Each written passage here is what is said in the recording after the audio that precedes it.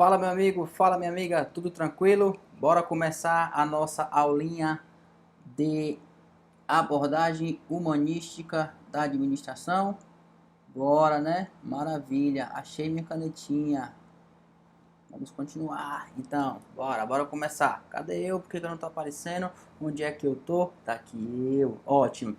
A abordagem humanística fez com que a preocupação com a máquina, o método de trabalho, a organização formal e os princípios da administração cedessem prioridade à preocupação com as pessoas e os grupos sociais. Então, na abordagem humanística foi quando eu comecei a me preocupar com as pessoas e com os grupos sociais dentro das organizações, né? Saindo daquela ideia de abordagem mecanicista, onde eu olhava apenas para estruturas, para tarefas, para processos, para máquinas, para os procedimentos, para normas e regulamentos.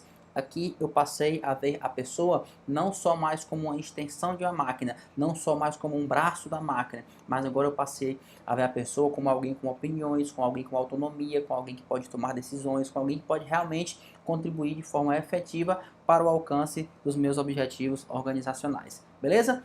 Enfim, a teoria das relações humanas surgiu por meio dos estudos de Elton Mayo e seus colaboradores, desenvolvida a partir dos resultados da chamada experiência em Hawthorne.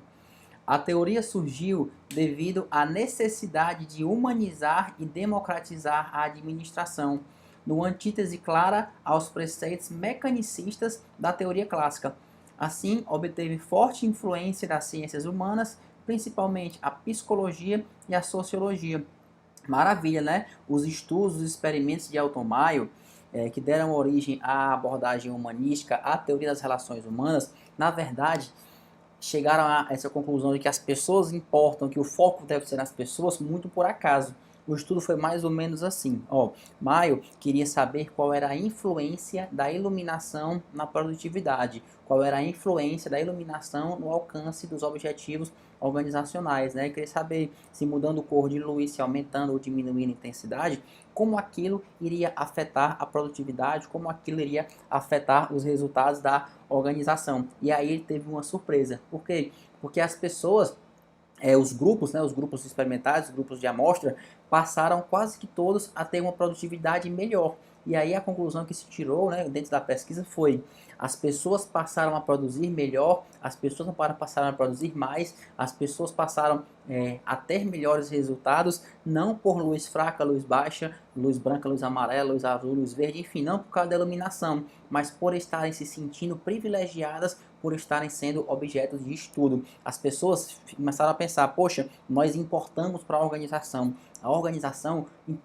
pensa em mim, a organização agora olha para mim, tanto até que ela está me estudando. Então as pessoas, por estarem sendo objeto de pesquisa, por estarem sendo objeto do estudo, passaram a produzir mais, independente da iluminação. E aí foi que deu aquele estalo, né? E aí foi que os estudos de Elton Mayo disseram: poxa, então as pessoas importam, o foco deve ser nas pessoas, chega de pensar em estrutura, chega de pensar em processo, chega de pensar em tarefa, tenho que pensar nas pessoas. E assim surgiu a teoria das relações humanas. Beleza? Para frente, né? São 3 os princípios básicos da escola das relações humanas: comportamento social, integração social e grupos informais. Integração social, eu quero dizer que o nível de produção é resultante da integração social. Eu quero dizer que o nível de produção é resultante das normas sociais. Eu quero dizer que o nível de produção é resultante das expectativas que envolvem aquele empregado, e não só da sua capacidade física e não só da sua capacidade fisiológica, como era tido antes, né? Como ele se comporta com o meio, como ele se interrelaciona com as outras pessoas, vai definir o nível de produtividade dele. Enfim, é a capacidade social do trabalhador que vai estabelecer o seu nível de competência e o seu nível de eficiência. Então é isso que eu quero falar quando eu digo integração social, tá bom? O outro é comportamento social. Outro princípio básico da abordagem humanística é comportamento social. E eu quero falar que aqui que o comportamento social do indivíduo se baseia totalmente, se apoia totalmente no grupo em que ele está inserido. Então, o grupo tem expectativas em relação àquele indivíduo, e aquele indivíduo vai se comportar conforme as expectativas daquele grupo que ele faz parte ou que ele compõe, tá bom? E por fim, grupos informais, né? Aqui eu quero dizer que os trabalhadores não trabalham mais de forma isolada, eles não são mais apenas indivíduos isolados, eles não são pessoas individualizadas, né? Eles o que? Trabalham em grupos informais, eles são membros de grupos informais. E esses membros desses grupos informais vão compor a organização informal como um todo. Aqui foi que surgiu a ideia de que da organização informal. A organização formal, qual que é? É a que obedece à estrutura hierárquica daquela organização, daquela empresa, daquela instituição, daquela corporação, sabe? Eu tenho o diretor, eu tenho embaixo dele o gerente, depois eu tenho um analista, eu tenho um técnico, eu tenho um assistente, tenho um estagiário e vou seguindo aquela hierarquia, né? Aquela linha, né? Enfim, aquela linha de autoridade, aquela linha de competência, aquela linha de responsabilidades. Isso é o grupo formal, isso é a organização formal. A organização informal, o grupo informal, a teoria da organização informal está relacionada com as ligações que as pessoas fazem, independente de hierarquia, independente de autoridade, independente de hierarquia de linha, né? Que eu tô querendo dizer, certo? Então os grupos informais são esses, é um cara que está no setor aqui, que se comunica com o outro, que se comunica com o outro, que troca informação com esse, não necessariamente seguindo uma linha vertical de autoridade, tá bom? Então grupos informais diz respeito basicamente a isso. E mais temos ainda essa tabelinha aqui proposta por Chiavenato, tá? Em que ele compara a teoria clássica com a teoria das relações humanas. É muito importante essa comparação, porque a teoria das relações humanas ela veio em contraponto à teoria clássica, né? Enfim, a abordagem clássica da administração, que dentro está a teoria científica e a teoria clássica, tá? Por que que ela foi contra? Porque ela passou o foco de estruturas e tarefas para pessoas. Então essa comparação, esse contraponto, ele é muito importante, que você vai ver de forma bem clara o que diferencia uma escola da outra, certo? Daqui a pouquinho eu vou me diminuir e aí você me bota em pausa, você volta o vídeo, você copia essa tabelinha com essas palavras que estão aqui e com as que eu vou te complementar falando no teu material de apoio. Por quê? Porque são cobradas em provas e você está aqui para ganhar pontos em provas, beleza? Vamos lá. A teoria clássica trata a organização como uma máquina. A teoria das relações humanas trata a organização como um grupo de pessoas. Na teoria clássica, eu tenho uma ênfase em tarefas ou em tecnologia. Na teoria das relações humanas, eu tenho uma ênfase nas pessoas. Na teoria clássica, eu vou ter inspirações em sistemas de engenharia. Na teoria das relações humanas, eu vou ter inspirações em sistema de psicologia. Aqui é aquela ideia, né, de que de sistemas, de processos, né, de procedimentos, de normas, de regras. E aqui, na parte das relações humanas, é a ideia de que ciências humanas, psicologia, sociologia, o estudo do homem, antropologia e por aí vai. Na teoria clássica, eu tenho uma autoridade centralizada. Na teoria das relações humanas, eu vou ter uma delegação plena de autoridade, né? Ao invés de eu ter centralizada, eu vou ter delegada. O que é uma autoridade centralizada? O que é uma autoridade delegada? Funciona assim. A autoridade está ligada a poder de tomada de decisão. Quem manda em quem? Quem dá ordens em quem, certo? Enfim. Ou quem decide o quê, né? Quando tem alguma coisa importante na organização, quem que vai decidir? Quando eu tenho uma autoridade centralizada, a minha tomada de decisões está focada no topo da minha organização, na mão de uma pessoa ou nas mãos de poucas pessoas, certo? Quando eu tenho uma delegação de autoridade, quando eu tenho uma descentralização de autoridade, eu quero dizer que o poder de tomada de decisão está difundido entre os níveis estratégicos, táticos e operacionais dentro da minha empresa. Então eu tenho uma delegação plena do poder de tomar decisões, tá bom? Linhas claras de autoridade e na outra, relações humanas, eu vou ter autonomia do meu empregado. Especialização e competência técnica, o outro eu vou ter competência e abertura. Confiança e abertura. Você vê que na teoria das relações humanas, eu deixo o cara bem à vontade. Aquele cara é digno de confiança, aquele cara é digno de ter autonomia, aquele cara vai tomar decisões, aquele cara vai agir em prol do alcance dos meus objetivos organizacionais, pelo menos teoricamente. Na clássica não, né? Eu não confio naquele cara, eu tenho que ter normas, tenho que ter procedimentos, aquele cara ele vai ser um corrupto, aquele cara vai se distrair no trabalho dele se não tiver uma norma ou não tiver uma estrutura bem organizada para ele. Na teoria clássica, uma acentuada divisão do trabalho, né? A ideia de especialização, de departamentalização, e aqui nas relações humanas eu vou ter uma ênfase nas relações humanas. Na clássica, confiança nas regras e regulamentos, no outro, confiança nas pessoas. E por fim, clara separação entre linha e staff, né? O que é órgão de linha, que faz parte da organização formal, e o que é órgão de apoio. E nas relações humanas eu vou ter a dinâmica grupal e interpessoal, a ideia dos grupos informais. Tá bom? São essas informações importantes que comparam a teoria clássica com a teoria das relações humanas. Próximo. A teoria das relações humanas também sofreu críticas, dentre as quais podemos destacar: ignorar as variáveis positivas da administração científica e da teoria clássica, né? Aqui eu estou falando sobre o que? Eu estou querendo dizer que a abordagem humanística, a teoria das relações humanas, ela ignorou o que veio de bom da administração científica e da teoria clássica, né? Foi de lá que surgiram, por exemplo, os 14 princípios da administração de Fayol. E a abordagem humanística das relações humanas, ela desprezava tudo isso. Ela dizia, não, é só pessoa, o foco é só nas pessoas, o foco é só nas pessoas. Não importa a estrutura, não importa divisão de trabalho, não importa a organização formal, o que importa são as pessoas. As pessoas têm poder de tomar decisão, as pessoas são autônomas, eu confio nas pessoas. Então, ela ignorava os pontos positivos que, na verdade, nos acompanham até hoje. Na administração mais moderna, na administração mais sistêmica, na administração mais contingencial, mais contemporânea, a gente ainda usa alguns princípios da administração clássica. E essa escola veio negando tudo, ela ignorava, né? Isso com certeza não trouxe bons resultados.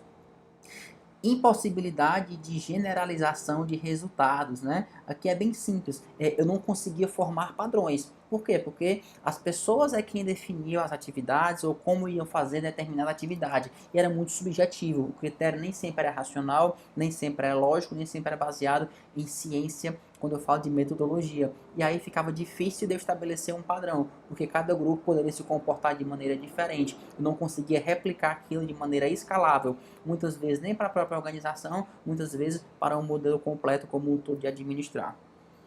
Ilusão quanto à participação dos funcionários nas decisões estratégicas das empresas. Aqui eu estou querendo te dizer que, apesar de ter essa delegação plena, o que aconteceu na prática, o que foi? Sempre ficava um reizinho mandão lá em cima, que deixava as pessoas agir, deixava as pessoas trabalhar, mas no final, ele que tomava a decisão, muitas vezes contrária ao grupo, e as pessoas só tinham a ilusão de que estavam participando, mas na verdade nunca estavam, né? Não forneceu critérios de gestão e não apresentou nenhuma visão socioeconômica realista das relações empresa-funcionário, né? Como os critérios eram muito subjetivos, como eu não conseguia estabelecer padrões, ficava muito difícil de eu colocar indicadores de desempenho. Então não se sabia ao certo se valia a pena apenas confiar nas pessoas, apenas focar nas pessoas para estruturar a organização. Por quê? Porque eu não tinha como mensurar aquilo de maneira prática. E isso com certeza é bem ruim quando você busca resultados concretos, né? Então são essas as 4 principais críticas da abordagem humanística. E agora chegou a hora de resolvermos algumas questõezinhas, beleza? Bora para frente.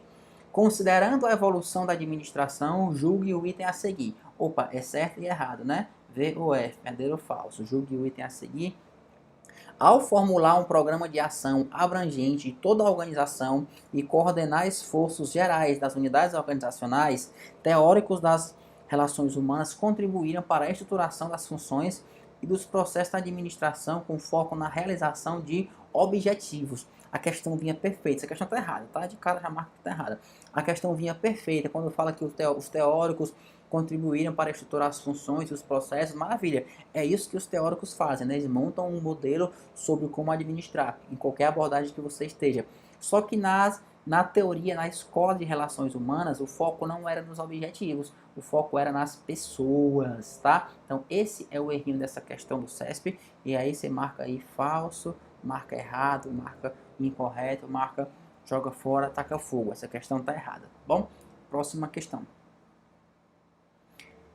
Com relação às abordagens da administração, da clássica à contingencial, julgue o item a seguir. Então é V ou F de novo. A teoria das relações humanas é marcada pela introdução da aplicação de uma abordagem mais humanística na administração das organizações, em que o foco são as pessoas e não as tarefas. Correto, né? Aqui está corretíssimo. Foi na teoria das relações humanas que a gente começou a ter o foco nas pessoas. Antes eu vinha com o foco em tarefas e com o foco em estruturas, na administração de Taylor e de Fayol. Aqui eu mudei. Aqui eu falei, vou olhar para as pessoas. A partir dos experimentos de Alton Mayo, da experiência de Hawthorne, eu passei a focar nas pessoas. Foi dali que surgiu a escola das relações humanas. Então essa questão está corretíssima. E já podemos ir para a próxima. Como consequência de um trabalho de quase uma década, Maio e seus seguidores lançaram as bases de uma nova filosofia de administração chamada Relações Humanas, cujos pontos principais são sistema social, relações com o grupo, supervisor de primeira linha com papel intermediário e... Vamos lá. Então, ó, eu estou falando das escola das relações humanas. O que se relaciona com a escola das relações humanas dentre estes itens, né? Tipo ideal de burocracia? Não. Tipo ideal de burocracia é da escola burocrática. Tá errado. Eficácia e eficiência? Não. O foco não era em eficácia e eficiência. Isso aqui é da administração neoclássica. Influência do ambiente externo também não tinha essa preocupação, que é da teoria da contingência, contingencial, que eu me preocupava com eventos futuros e incertos do ambiente externo que iriam influenciar e serem influenciados pela minha organização. Trabalho em equipe, opa, aqui sim, falei de gente, é dentro das relações humanas, né? A ideia da preocupação com os grupos e com as pessoas de forma individual. E por fim, racionalização do trabalho, essa aqui está mais ligada para a administração científica, também está errado, nosso gabarito, letra D, sem medo de errar. Questãozinha FCC, maravilhosa. Próxima questão. Julgue o próximo item a respeito do comportamento humano nas organizações, das teorias de motivação e do comprometimento da satisfação com o trabalho. Na experiência de Hawthorne, pôde-se perceber que as organizações informais entre grupos possuem força potencialmente mais poderosa do que lhe era atribuída no passado. Corretíssimo, né? Essa foi uma das principais descobertas desse experimento de Elton Mayo, a importância dos grupos informais. As pessoas passaram a se sentir importantes e valorizadas independente da hierarquia. Então, está correto, né? No passado não se olhava para isso, só se olhava para a organização formal, para o que estava na linha de autoridade, na linha formal de distribuição e divisão do trabalho. Próxima questão. Assinale a opção correta tendo em vista a teoria, a visão orgânica das organizações a partir das abordagens das relações humanas e comportamentalista, tá? Como a gente está falando de teoria das relações humanas aqui, eu vou logo te comparar. Essa teoria comportamental, tal qual a teoria das relações humanas, elas abordam o lado humano e as relações sociais no âmbito da organização. Uma focando no comportamento, outra focando mais na pessoa em si, tá? O que a gente costuma dizer é que essa teoria comportamentalista aqui, ó, ela chega a ser uma evoluçãozinha das relações humanas, certo? Enfim, é só para você ter uma noção do que a gente está falando. Assinale a opção correta tendo em vista a abordagem das relações humanas, tá bom? Letra A. Fatores psicossociais não interferem no desempenho. Errado, né? Fatores psicossociais interferem sim na motivação e no desempenho. Letra B. A organização informal não deve e não pode ser de alguma forma modelada. Erradíssimo, né? Nessas escolas aqui começaram a surgir a preocupação com as organizações informais, porque perceberam que isso afeta a produtividade. Então ela pode e deve ser modelada. Letra C. A integração dos objetivos individuais aos organizacionais é possível e desejável. Show de bola, super correto, né? Maravilhoso. Por quê? A ideia qual que é? É fazer com que o indivíduo atinja um objetivo organizacional suprindo a sua necessidade individual. Esse alinhamento, essa congruência entre objetivos individuais e organizacionais é muito importante, porque o cara fica mais motivado, mais empenhado, mais dedicado e mais produtivo, porque ele vai estar alcançando objetivos não só organizacionais, mas também pessoais, suprindo suas necessidades próprias. Tá bom? Então, letra C, corretíssimo. Letra D, a relação entre indivíduo e organização é contratual na relação em que a condição jurídica do trabalhador implica contrato de trabalho. A relação entre indivíduo e organização ela é muito mais do que uma questão contratual, né? Eu posso ter, por exemplo, os contratos implícitos, eu posso ter as relações sociais, os grupos informais, a forma de comunicação, a forma de me comportar, a forma de autoridade não formal, enfim, é muito mais do que um contrato, do que um mero pedaço de papel, tá? Letra E. Incentivos negativos não proporcionam a modelagem do comportamento humano. Tá errado, tá? Todos os incentivos proporcionam a modelagem do comportamento humano. Sejam positivos ou negativos, sejam para um lado mais produtivo ou para um lado menos produtivo, tá bom? Então, nosso gabarito aqui é letra C mesmo. E bora que vamos, né? Mais uma questão. Apertei. Considerando a evolução da administração, julgue o item a seguir. Um dos princípios da abordagem humanística da administração evidencia a importância da diversidade do conteúdo dos cargos na satisfação e motivação do trabalho devido à quebra da monotonia. Tá correto, certo? Essa importância da diversidade de conteúdo, essa rotação, né, tanto do cargo como da pessoa, foi oriunda, na verdade, dos estudos de Hawthorne, do estudo de Elton Maio. Então, faz parte sim, tá? É importante essa diversidade de conteúdo, essa diversidade, essa rotação, essa preocupação com a satisfação, essa preocupação com a motivação, para poder quebrar a monotonia e aquele cara não ficar sendo só aquele serviço, né? Fordismo, né? Que é aquele serviço monótono, repetitivo, que causa desgaste emocional, psicológico e físico. Bom, então, muito importante essa preocupação com as pessoas. Aqui ele está dizendo basicamente que essa teoria saiu do foco em tarefas e entrou no foco nas pessoas como um todo, beleza? Acabamos nossa aulinha, acabamos nossa resolução de questões. Espero que você tenha gostado e principalmente espero que você tenha entendido. Até a próxima. A hora é agora. Planeje Passe, planejamentos e acompanhamentos de estudos. Estude para concursos públicos, vestibulares e OAB. Com planejamento totalmente personalizado à sua rotina, de forma a otimizar seu tempo de estudos e lhe ajudar a garantir a tão sonhada aprovação. Acesse agora mesmo nosso site e escolha o planejamento que melhor se adequa a você. Após sua compra e envio das respostas do teste de nível, em até 48 horas úteis você recebe seu cronograma focado em seus estudos e objetivos. E tem mais! Além do planejamento personalizado, você receberá o controle de conteúdo, indicação bibliográfica completa e muitas técnicas e dicas de estudos. Vem que a vaga é sua! Todos os nossos planejamentos são elaborados por coach experiente, certificado nacionalmente e internacionalmente e aprovado em diversos concursos pelo Brasil. Não perca tempo, venha para o time dos aprovados. Planeje Passe, planejamentos e acompanhamentos de estudos.